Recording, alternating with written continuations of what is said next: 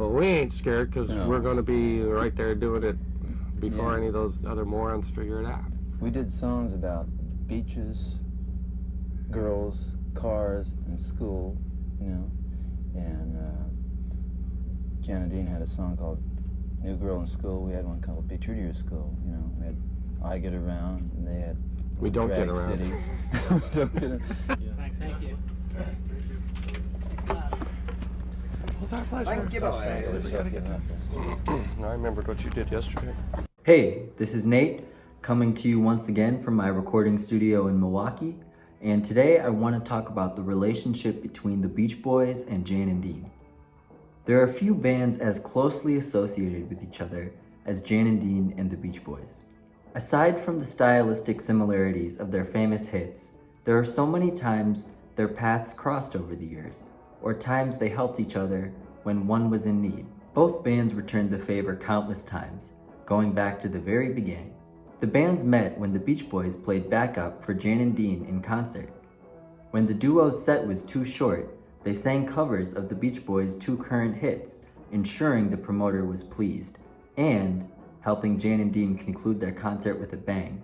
Without realizing it, the Beach Boys inspired Jan's creative instincts, and Jan immersed himself in the vocal surf genre, recording versions of Surfin' and Surfin' Safari with the boys, which would go on to be local hits, played in regular circulation on the radio and on dance floors. In a partnership of mutual gain, Brian Wilson joined Jan's writing team in 1963, penning many chart-topping hits for Jan and Dean, and in return, getting to watch Jan craft hits, from demo form to freshly pressed 45. Brian was impressed by Jan's command of the studio and the musicians, and his technicality when it came to cutting tracks. His knowledge of music theory and audio engineering was deep, having attended UCLA music classes and cut hits from his garage. Brian recognized Jan's studio savvy, and his influence can be heard particularly on tracks such as Fun Fun Fun and I Get Around, which benefited from Wrecking Crew augmentation, which was the result of Jan introducing Brian to the skilled group of musicians. During this time, the songs Jan and Brian wrote together include Surf City, Dead Man's Curve, Drag City, Gonna Hustle You, Ride the Wild Surf, Surfin' Wild, Move Out Little Mustang, among many others. After taking note of the popularity of the Beach Boys cut Catch a Wave, Jan and Dean repurposed the song into their skateboard anthem Sidewalk Surfin', with its dense, sophisticated arrangement from Jan. During this time, the duo would also record covers of Little Deuce Coupe, I Get Around, and Little Honda. They also sang on many of each other's recordings. Of the examples that are documented, we know of Ride the Wild Surf and Drag City, for example, as Jan and Dean songs featuring Brian Wilson. And of course, Barbara Ann by the Beach Boys infamously featured Dean against the will of his partner and label. Dean also lent his backing vocals to Dennis Wilson's Pacific Ocean Blue album. These are the examples that are documented, but there are likely many more. According to the bands themselves, who went out of the way to make sure their collaborations went undocumented, and therefore undetected by labels. Jan and Dean also made claims to have sung backgrounds on Help Me Rhonda and Fun Fun Fun during their concerts. From very early on, they both played each other's material in concert. The Beach Boys sang Surf City and Little Old Lady as concert staples, and even Barbara Ann was originally intended as a Jan and Dean cover, with the session tapes revealing Mike Love suggesting they play a Jan and Dean number.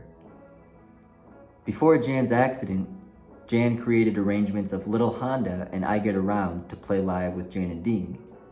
And after the accident, Jan and Dean's set lists became increasingly largely devoted to playing Beach Boys songs. By the late 60s, when Brian Wilson was failing to finish Smile, Dean Torrance recorded versions of Smile material under the moniker The Laughing Gravy, with Vegetables being released as a 45 and eventually being included on Jan and Dean's Gotta Take That One Last Ride album. Brian Wilson allegedly participated in Jan's Carnival of Sound sessions, acting as one of the many session singers, lending their voice to recreate Jan's and adding dialogue to the zany spoken word sections. Mike and the Beach Boys invited Jan and Dean to join their 1978 stadium tour for select shows after Mike and Bruce appeared in the duo's successful TV movie released in 1978. This was at a time when Jan particularly needed a morale boost given his situation and medical difficulties. By the mid-1970s, Dean had also designed the Beach Boys' classic logo, as well as the packaging and design on countless projects since. During a string of Mike Love Beach Boy dates during the 2000s, Dean filled in for Bruce when he was having health-related absences. To this very day, Dean Torrance and David Marks share a backing band and play dates together across the country as the Surf City All-Stars. Al Jardine was also in this band for a long time, and Al, Dean, and David all lend their vocals and guitars to the All-Stars' various CDs released throughout the years. It's hard to think of any other bands that have had this unique relationship for so many years. They clearly always respected each other and wanted to see each other succeed. It's interesting, you can go to a Beach Boys concert and you'll hear such Jan and Dean numbers as Surf City and Little Old Lady from Pasadena and No One Bats an Eye. And you can go to a Jan and Dean or now Dean Torrance concert and hear Dean play stuff like Sail on Sailor or Wouldn't It Be Nice and No One Bats an Eye. I can't really think of any other bands that are so close where you could play their songs interchangeably at each other's concerts and have no one notice.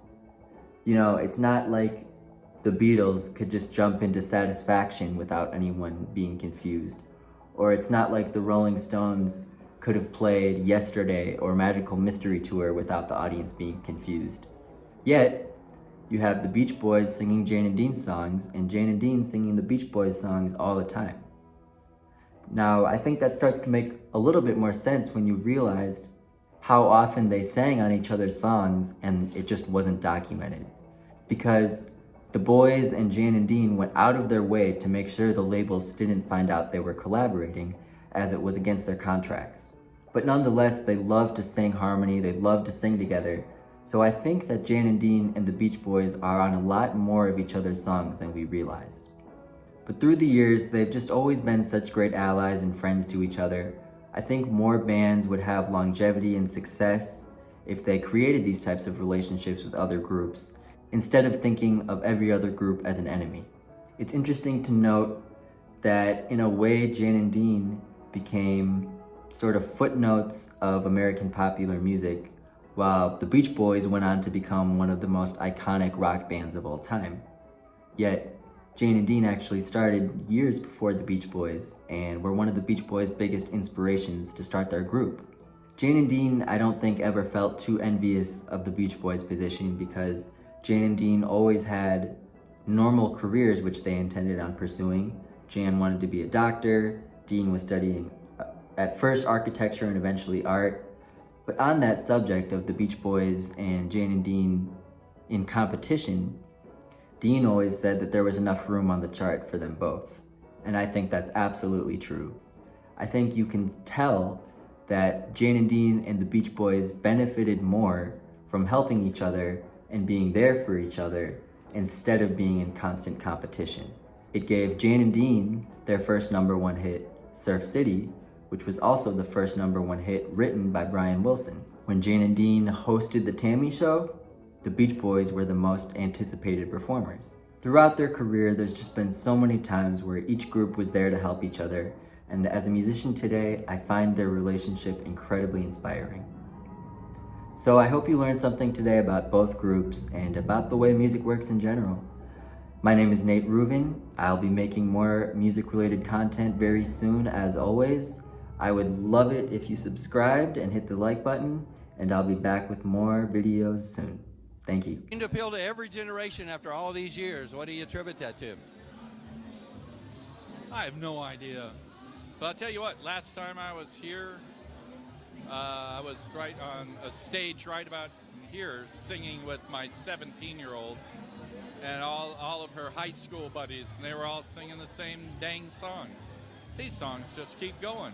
So I'm very blessed. Very lucky indeed.